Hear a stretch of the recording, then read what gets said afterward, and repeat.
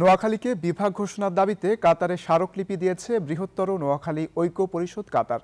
সংগঠনের সভাপতি আব্দুল মতিন পাটোয়ারি ও সাধারণ সম্পাদক একে বাকের কাতারে অবস্থানরত বৃহত্তর নোয়াখালীর প্রবাসীদের পক্ষ থেকে স্মারকলিপিটি রাষ্ট্রদূত হজরত আলী খানের নিকট হস্তান্তর করেন।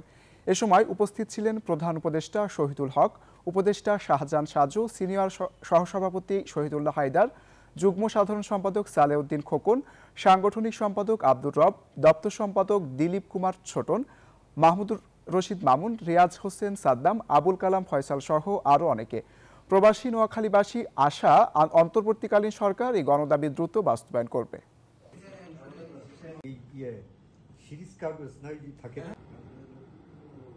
মানে নোয়াখালীর যদি আপনি ব্যবসা হিসাব করতে যান, যেমন ট্যানারি 99% এই বেগমগঞ্জের লোক, বেগমগঞ্জের ব্যবসায়ী। আমরা নোয়াখালী বিভাগ চাই, এটা আমাদের সবার দাবি, সকলের প্রাণের দাবি।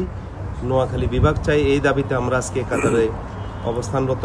বৃহত্তর নোয়াখালী ঐক্য পরিষদের উদ্যোগে মাননীয় রাষ্ট্রদূতের কাছে নোয়াখালী বিভাগ চাই এই মর্মে আমরা স্মারকলিপি প্রদান করেছি। শহীদ রুহুল আমিনের জন্মভূমি, সালামের জন্মভূমি নোয়াখালীতে বিভাগ চাই।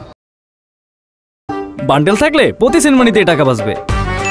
বিকাশ সেনমানি বান্ডেল কিনে জিতুন প্রতি লেনদেনে।